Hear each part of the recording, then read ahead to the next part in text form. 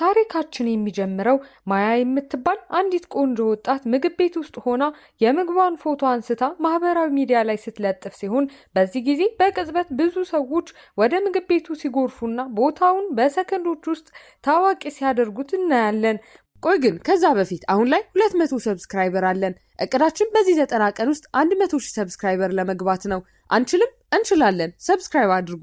ማያ በአንዲት ቃል ብቻ ሁሉንም ነገር መቀየር እንደምትችል ስለምታውቅ በጣም ኃይለኛ እንደሆነች ይሰማትና ፈገግ ትላለች። ነገር ግን እሷ ሁልጊዜም ሀብታም እንዳልነበረች እንረዳለን። ታሪኩ ወደ ኋላ ተመልሶ ያለፈውን ስንመለከት ማያ የውበት መጠበቂያ ዕቃዎችን የምትሸጥ ሚስኪን ሻጭ እንደነበረች እንረዳለን። አንድ ቀን ጓደኛዋ ዛራና አይሪስ ስለተባሉ ሁለት ታዋቂ የኢንተርኔት ሰዎች ጸብ ስትነግራት ማያ ጨርሶ ስለማታውቃቸው ምንም እንደማይገዳት እናያለን። ከትንሽ ቆይታ በኋላ ማያ ዕቃዎቿን እየሸጠች ወደ አሪያ የተባለች ሀብታም ሴት ግዙፍና የቅንጦት ቤት ትሄዳለች። አሪያ ቤት ውስጥ ስላልነበረች ማያ ዕቃዎቹን ለሰራተኞቹ ስታሳይ ሰራተኞቹ በከፍተኛ ጉጉት ይመለከቷቸዋል። ማያ በግዙፍ ቤት በጣም ተገርማ እያለች በድንገት አሪያ ስትመለስ ይሰሙና በዚህ ጊዜ በጣም የደነገጡት ሰራተኞች ማያ ዕቃዋን ሰብስባ በፍጥነት እንድትወጣ ይነግሯታል። በጊዜ ማምለጥ ስላልቻለች ማያ አሪያ ከክፍሉ እስክትወጣ ድረስ ትንፋሿን ውጣ በጨለማ ቁም ሳጥን ውስጥ ትደበቃለች። መንገድ ሲለቀቅም አንዲት ሰራተኛ ሾልካ እንድትወጣ ትረዳታለች። እናቷ ለሀብታም ሰዎች የልብስ ማጠቢያ ቤት ወደምታስተዳድርበት ትንሹ ቤቷ ስትመለስ ማያ የማህበራዊ ሚዲያ መተግበሪያ ታወርዳለች። ነገር ግን ምንም ትርፍ ጊዜ እንደሌላት ስላሰበች አካውንት ሳትከፍት ትተኛለች። በማግስቱ ማያና ጓደኛዋ ስጦታ ለመግዛት ወደ ገበያ ማዕከል ሲሄዱ ሚላ የተባለች ታዋቂ የኢንተርኔት ኮከብ ዛራ በሐሰት ወሬ ስሟን ስላጠፋችው በጣም ተናዳ ያዩዋታል። በድንገት የድሮ የትምህርት ቤት ጓደኛዋ ስለነበረች ማያን የምታውቃት ሲሆን ሚላ ምን እየሰራች እንደምትተዳደር ስትጠይቃት ማያ እውነቱን ከመናገሯ በፊት ጓደኛዋ ጣልቃ ገብታ ማያ በጣም ሀብታም እንደሆነችና ሕይወቷን እየተዝናናች እንደምታሳልፍ በውሸት ትነግራታለች። ሚላ ከማያ ጋር መገናኘት ስለፈለገች የማህበራዊ ሚዲያ አካውንቷን ስትጠይቃት ጓደኛዋ የራሷን የአካውንት ስም ትሰጣታለች። በትልቁ ቤቷ ውስጥ ሚላ በኦንላይን ላይ ሀብታም መስላ ለመታየት የሁሉንም ነገር ፎቶ የምታነሳ ሲሆን ነገር ግን ባሏ ትክክለኛውን ከባድ ስራ እንደሚሰራና ማያ በትምህርት ቤት በጣም ታዋቂዋ ልጅ እንደነበረች በማስታወስ ሚላ በቅናት ትቃጠላለች። ሚላ ራሷን ለማሳየት በማሰብ ማያን በጓደኛዋ አካውንት በኩል ወደ ትልቅ ድግስ ትጋብዛታለች። ነገር ግን ማያ ጥሩ ልብስ ስለሌላትና ሚላ በትምህርት ቤት እያሉ ድሃ እንደነበረች ስለምታስታውስ መጀመሪያ ላይ ፈቃደኛ አትሆንም ነበር። ነገር ግን ስለዚሁ የውሸት ዓለም ጉጉት ስላደረባት ማያ በመጨረሻ አካውንት ከፍታ የሚላን ፔጅ ትመለከታለች። በቀጣዩ ቀን የማያ እናት የደንበኛ የሆነ ውብ ልብስ አምጥታላትና ማንም ሰው እንደማያውቅ ቃል ገብታ ልብሱን ለብሳ ወደ ድግሱ እንድትሄድ ታስገድዳታለች። ማያ በታክሲ ድግሱ ላይ ስትደርስ ሌሎች ሀብታም ኮከቦች ግን በቅንጦት መኪና ሲመጡ ስለምታይ ቦታው የእሷ እንዳልሆነ ይሰማታል። በድንገት ሊዮ የተባለ በጣም መልከ መልካም ወጣት ከኋላዋ መጥቶ በስህተት ጀርባዋን ይነካታል። በዚህ ጊዜ ማያ በጣም ተናዳ ዞር በማለት ፖሊስ እንደምትጠራበት ስታስፈራራው ሊዮ ግን የለበሰችውን ልብስ ስላወቀው እንደተምታታበት አብራርቶ ይቅርታ ይጠይቃታል። ድግሱ ውስጥ ሚላ ማያን ለጓደኞቿ የምታስተዋውቃት ሲሆን ማያ በጣም ሀብታም እንደሆነች ሚላ ዋሽታ ስትናገር ማያ በጣም ግራ ይገባታል። በዚህ ጊዜ አሪያ ደርሳ ልብሱ የሷ ስለሆነ ማያን ትኩር ብላ የምትመለከታት ሲሆን ከግቢው ውጪ ደግሞ ሚላ ከእንግዶች ዝርዝር ውስጥ ስላወጣቻት በጣም የተናደደችው ዛራ እንዳትገባ ተከልክላለች። ሁሉም ሰው ስለ ልብሷ ማያን ሲጠይቋት በከፍተኛ ድንጋጤ ተውጣ ለመሸሽ ትፈልጋለች። ነገር ግን በድንገት ዛራ ድግሱን ጥሳ ትገባና በጣም የተናደደችው ዛራ ሚላን በጥፊ መታ ሚላ ጥገኛ እንጂ ሌላ ምንም እንዳልሆነች እየጮኸች ትናገራለች። ይህንን ስትመለከት ማያ ትልቅ ትምህርት የምታገኝ ሲሆን ታዋቂ ለመሆን ሚስጥራዊ ሕግ ታዋቂ ሰው ላይ ተጣብቆ አብሮ ፎቶ መነሳት እንደሆነ ትገነዘባለች። ከዚህ በኋላ ታሪኩ ወደፊት ይዘልና ማያ ላይቭ ቪዲዮ የምትሰራ ሲሆን ተመልካቾቿም እሷ እንደሞተች አስበው ስለነበር በጣም ደንግጠው አስተያየት ይሰጣሉ። ማያ በጣፋጭ ፈገግታ እውነቱን ለመናገር በህይወት እንዳለች የምትገልጽ ሲሆን ቢቢ ፌመስ የተባለ ሚስጥራዊ ሰው ህይወቷን እንዳበላሸው ነገር ግን አሁን የውሸቱን የኦንላይን ዓለም እንደምታጋልጥ ትናገራለች። ቪዲዮውን እዚህ ድረስ ከተመለከታችሁ ተመችቷችኋል ማለት ነው። ቪዲዮውን ላይክ ቻናሉንም ሰብስክራይብ ማድረግ እንዳይረሳ እንላለን። ወደ ታሪካችን ታሪኩ ወደ ኋላ ተመልሶ ድግሱ ላይ ሚላና ዛራ እየተጣሉ ሲሆን ማያ ልታረጋጋቸው ስትሞክር ዛራ ንዴቷን በማያ ላይ በማዞር በጥፊት መታትን በውሰት በለበሰችው ውድ ልብስ ላይ ቀይ ወይን ትደፋባታለች። ልብሱ የእሷ ስላልሆነ በከፍተኛ ፍርሃት የተዋጠችው ማያ ትዕግስቷ የሚሟጠጥ ሲሆን ዛራ ሌባ ብላ ስትጠራት በጣም ተናዳ ዛራን መልሳ በጥፊት መታትና ጁስ ትደፋባታለች። ማያ ልብሱ የእሷ እንዳልሆነ በድፍረት አምና ዛራን መጥፎ ሰው መሆኗ ነግራት የምታዋርዳት ሲሆን ዛራን ሞኝ አስመስላት ራሷን አኩርታ ከድግሱ ትወጣለች።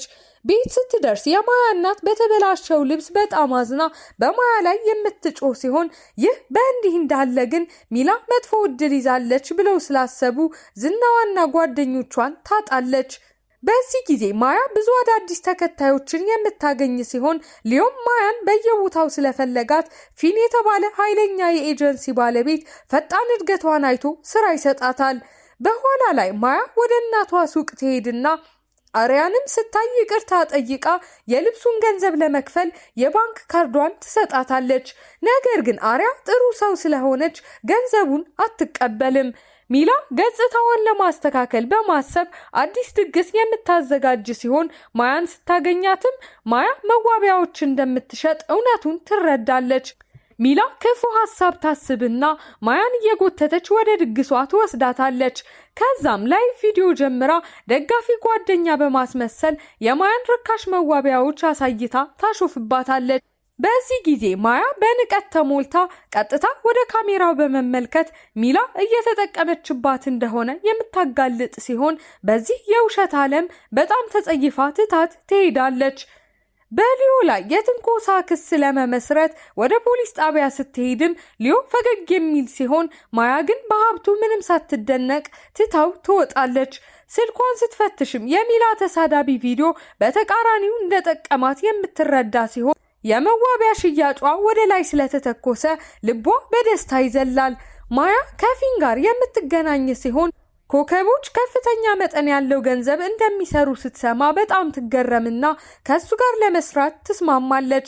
ፊን ሚላና ማያ በአደባባይ እንዲታረቁ በማስገደድ ድግስ አዘጋጅቶ ለካሜራ ፈገግ እንዲሉ አድርጎ ቢያስታርቃቸውም ነገር ግን ጓደኝነታቸው ሙሉ በሙሉ የውሸት እንደሆነ እንረዳለን። ከዚያ በኋላ ሚላ ማያን እንደ አገልጋይ ትቆጥራትና ቦርሳዎቿ እንድትሸከም ስታደርጋት ማያ ሚላ ሰዎች እንደምትጠቀምባቸው ብቻ ትረዳለች። ቤት ስትመለስ 3000 ተከታዮች እንዳሏት ያየችው ማያ በማግስቱ ርካሽ ዕቃዎቿን ይዛ ወደ አሪያ የበጎ አድራጎት ዝግጅት ስትመጣ ከፍተኛ ፍርሃት ይሰማታል። በሚላና በሀብታም ልጃገረዶች ጭካኔ በተሞላበት ሁኔታ ስለተሳለቁባት በጣም ታፍርና ልትወጣ ስትሞክር በድንገት ዕቃዎቿን በሙሉ መሬት ላይ ይወድቁባታል። ይህ ደግሞ የባሰ ሳቅ ቢፈጥርም ነገር ግን በድንገት ሊዮ ይመጣና ሌላውን ሰው ሁሉ ችላ ብሎ መሬት ላይ ከማያ አጠገብ ይቀመጣል። ክፉዎቹን ልጃገረዶች በከፍተኛ ድንጋጤ ውስጥ ትቷቸው የሊዮ ሹፌር ማያን ወደ ቤቷ የሚወስዳት ሲሆን ሊዮም እሷን ለመከተል ብቻ የራሱን አካውንት እንደከፈተ ይነግራታል። አሁን 9000 ተከታዮች እንዳሏት ስታይ ማያ እንደ ውሸት ሀብታም መኖር እንደማትፈልግ በድፍረት የምትለጥፍ ሲሆን ይህንንም እንደ ቀጥታ ስድብ በመቁጠር ሌሎች ተጽዕኖ ፈጣሪዎችን በጣም ይናደዳሉ። ይህንን እንደለጠፈች ወዲያውኑ ቢቢ ፌመስ የተባለው ሚስጥራዊ አካውንት መልእክት ይልክላታል። ታሪኩ ወደፊት ይዘልና ፖሊሶች የማያ ግድያ የሚመረምሩ ሲሆን አሪያም ማያ ሁልጊዜ እውነቱን ስለምትናገር ሁሉም ሰው ይቀናባት እንደነበር ለፖሊስ ትነግራቸዋለች። ወደ ቀድሞ ታሪክ ስንመለስም የማያ እናትና ፊን በተቆጣው ጽሑፏ ምክንያት በኃይል የሚወቅሷት ሲሆን ተከታዮቿን ወደ 7000 ዝቅ ስለሚሉ በከፍተኛ ሐዘን ትዋጣለች። ሉና የተባለች ልጅ የውሸት የጥላቻ ፔጅ የምትከፍት ሲሆን ነገር ግን ቢቢ ፌመስ ለማያ ሚስጥራዊ የኦንላይን ቡድን እንድታገኝ ጥቆማ ይሰጣታል። በዚህም የተከታዮቿ ቁጥር በፍጥነት ወደ ላይ ይተኮሳል። ለቢቢ ፌመስ ምስጋና ብታቀርብም ምንም ምላሽ የማታገኝ ሲሆን ይህ በእንዲህ እንዳለ ሊዮ ማያን ስለተከተላት ሉና በጣም ትናደዳለች። ሊዮ ማያን ለፍቅር ቀጠሮ ሲጠይቃትና ስለሷ በጣም ለማወቅ እንደጓጓ ሲነግራት ማያም ይህን ያህል ሀብታም መሆኑን ብታውቅ ኖሮ ፈጽሞ አታናግረው እንደነበር መለስ ታደርግለታለች። ነገር ግን ጥላው እንዳትሄድ ያስቆማት። ታሪኩ እንደገና ወደፊት ይዘልና ማያ አሁን ትልቅ ኮከብ ሆና የምትታይ ሲሆን በቅንጦት መኪና ወደ ሊዮ ድግስ ስትመጣ ሚላ ትጮህባታለች። ድግሱ ውስጥ አሪያ በማያ ልብ እንዳይጫወት ሊዮን የምታስጠነቅቀው ሲሆን እሱ ግን በእውነት እንደሚወዳት ይናገራል። በድንገት ማያ ከሉና ጋር ከፍተኛ ጸብ ውስጥ ትገባና አሪያ መታ ትገላግላቸዋለች። ወደፊት ፈጣን እይታ ስናደርግ ሉና ማያን ገዳይ እያለች የተናደዱ አስተያየቶችን የምትጽፍ ሲሆን ማያም ካሜራውን እያየች ግድያ መፈጸሟ እውነት መሆኑን ትናገራለች። ወደ ኋላ ስንመለስም ማያ ለምሳ ወደ ሊዮ ግዙፍ ቤት ትሄዳለች። ነገር ግን አንዲት ሰራተኛ ጫማውን ስታወልቅለት ስታይ በጣም ስለምትጸየፍ ከእርሱ ጋር የፍቅር ግንኙነት ለመጀመር ፈቃደኛ አትሆንም። ተጨማሪ ገንዘብ ለመስራት ማያ ቢቢ ፌመስ ያስተማራትን ዘዴ የምትቀዳ ሲሆን ብዙም ሳይቆይ ክሎ የተባለች ሌላ ኮከብ ሉናን እንድታገኛት ወደ አንድ ጨለማ ክለብ ትጋብዛታለች። ማያ ሉና በአደገኛ እጽ በጣም እንደሰከረች ስታይም አብራት ፎቶ ተነስታ በኦንላይን ላይ የምትለጥፍ ሲሆን በዚህ ጊዜ አሪያ ፎቶዎቹን ለማጥፋት ወደ ክለቡ በፍጥነት ትሄዳለች። ልክ በዚህ ጊዜ ሊዮ መጥቶ ማያን የሚወቅሳት ሲሆን ነገር ግን በድንገት አንድ ልጅ ከልክ በላይ አደንዛዥ እጽ ወስዶ መሬት ላይ ይወድቃል። ማያ አምቡላንስ ለመጥራት ስትሞክር የአሪያ ባል በሆነው አርሎ የምትከለል ሲሆን አርሎ ስልኳን ነጥቆ አስክሬኑን ለመጠበቅ ቃል በመግባት ሁሉም ሰው በጸጥታ እንዲወጣ ያዛል። ወደፊት ታሪኩ ሲሄድ ፖሊሶች የማያን ላይቭ የሚመለከቱ ሲሆን አንድ ታናሽ የፖሊስ መኮንን ምርመራ ለማድረግ ቢፈልግም በአርሎ ጉቦ የበላው የበላይ ኃላፊው ምርመራውን ይዘጋዋል። ወደ ኋላ ስንመለስም አርሎ ለአሪያ የሚዋሽ ሲሆን ማያም የራሷን የልብስ ንግድ ትጀምርና በጣም ስኬታማ ትሆናለች። በኋላ ላይ አርሎ ስለ አደንዛዥ እጹ ሚስጥራዊ ውል ማያን እንድትፈርም ሊያስገድዳት ቢሞክርም ነገር ግን ማያ ምንም ያጠፋችው ነገር እንደሌለ ተናግራ እምቢ ስትለውና አርሎ ሲጮህባት በዚህ ጊዜ ሊዮ ማያን በጀግንነት ተከላክሎ ይዟት ይሄዳል። ይህ በእንዲህ እንዳለ ሚላ ክፉ እቅድ የምታወጣ ሲሆን ሩቢ የተባለች ሴት የማያን ዕቃዎች በሙሉ ገዝታ ትዕዛዙን እንድትሰርዝ በማድረግ ማያን ባዶ እጇን ታስቀራታለች። ለቢቢ ፌመስ መልእክት ስትልክም ማያ ስለ ሩቢ ያለፈ ህይወት መጥፎ ሚስጥር ታውቅና ከሩቢ ጋር የካርድ ጨዋታ በመጫወትም ሚስጥሯን ታጋልጥባታለች። ሩቢ በከፍተኛ ፍርሃት እየጮኸች ጨዋታውን ስትሸነፍም ማያ ገንዘቧን በሙሉ አስመልሳ ትሄዳለች። አጎቷ ልብሶቿን ለማምረት ስለተስማማና ማያ ማስተዋወቂያ በኦንላይን ላይ ስትለጥፍ ነገር ግን በድንገት ማያ ጠፍታለች የሚል አስደንጋጭ ፖስተር በስፋት ይሰራጫል። በትልቅ የፋሽን ትርኢት ላይ ማያ በደማቅ ሁኔታ ገብታ ቀድማ ስላስፈራራቻት የክሎይን የክብር ቦታ በመውሰድ ከታዋቂ ሞዴል ጋር ፎቶ የምትነሳ ሲሆን የልብስ ብራንዷ በሺዎች በሚቆጠሩ ትዕዛዞች ሲፈነዳ በማየትም ማያ የአጎቷን ፋብሪካ ታድናለች። ይህ በእንዲህ እንዳለ ዶክተር ስሚዝ የተባለ ሐኪም አደንዛዥ እጽ የበዛባትን ልጅ ማዳን ያቅተውና አርሎ ሚስጥሩን እንዲጠብቅ ያስገድደዋል። የንግድ ውሉን ሲያጠናቅቅም ሊዮ ማያ ልቡን እንድትቀበለው የሚጠይቃት ሲሆን ስትስማማም ማያ እጅግ በጣም ሀብታም ትሆናለች። በካንሰር የበጎ አድራጎት ዝግጅት ላይ የሟቹ ልጅ እህት እያለቀሰች የምትመጣ ሲሆን ነገር ግን የአርሎ ጠባቂዎች በኃይል እየጎተቱ ያስወጧታል።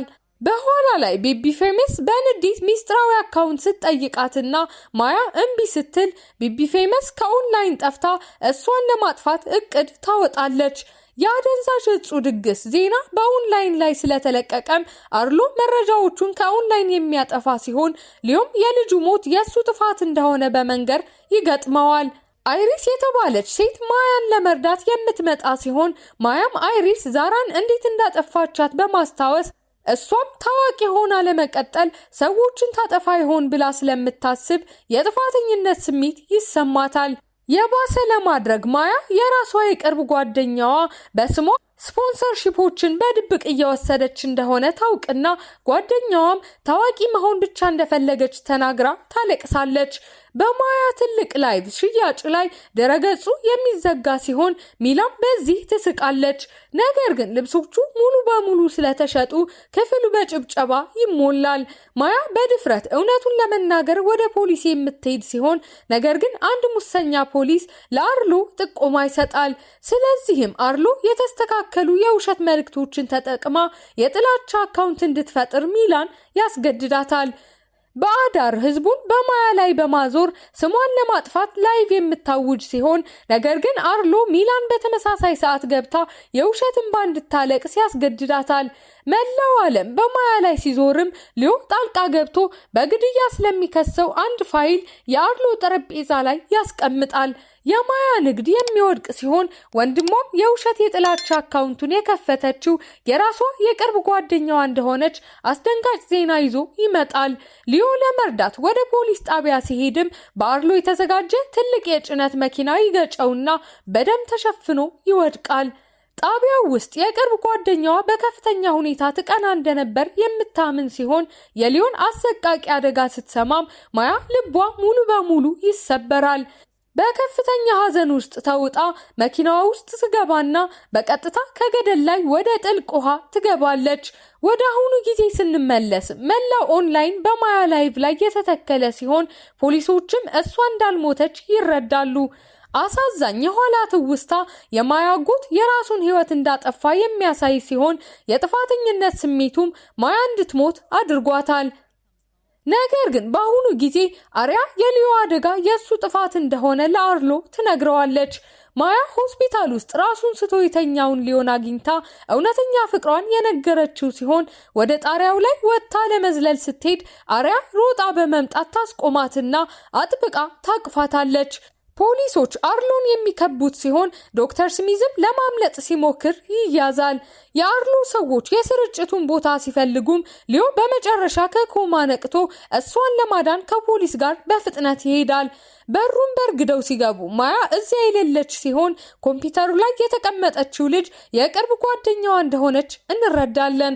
ጓደኛዋና የማያ ወንድም ትልቅ የውሸት ፕሮግራም ተጠቅመው ብቀላ ለማድረግ የማያን ፊት በስክሪኑ ላይ ማድረጋቸውን የምንረዳ ሲሆን ነገር ግን እውነተኛዋ ማያ አሁንም ጠፍታለች። መጥፎቹን ሰዎች በሙሉ በቁጥጥር ስር በማዋልም ፖሊሶች አርሎን በህዝብ መጸዳጃ ቤት ውስጥ ተደብቆ ሲይዙት ሊዮ ከጀርባው ቆሞ ይታያል። ይህ በእንዲህ እንዳለ ትዕይንቱ ወደ አንድ ሚስኪንና ቆሻሻ የማሳጅ ቤት የሚለወጥ ሲሆን እዚያም አንዲት ልጅ ሀብታም ሰዎችን በድብቅ ስትቀርጽና ይህችም ልጅ እውነተኛዋ ቢቢ ፌመስ መሆኗን እንረዳለን። ደንበኛ እየጠበቀች በሩ ሲከፈትም በህይወት ያለችው ማያ ሆና የምታገኛት ሲሆን ማያ ቢቢ ፌመስን ለምን ህይወቷ እንዳበላሸች ትጠይቃታለች። እያበደች የመጣችው ቢቢ ፌመስ የሀብታም ተጽዕኖ ፈጣሪዎች ህይወት ፍትሃዊ እንዳልሆነ ትጮህና በመስኮት ወደ ታች ስትዘልም ከውድቀቱ ተርፋ በፖሊስ ትያዛለች። ወደ ክፍሉ እየሮጡ በመግባትም ሊዮ ማያን አጥብቆ አቅፎ ዳግም እንዳትለየው ሲለምናትና ልቡ በደስታ ሲንቀጠቀጥ ይታያል።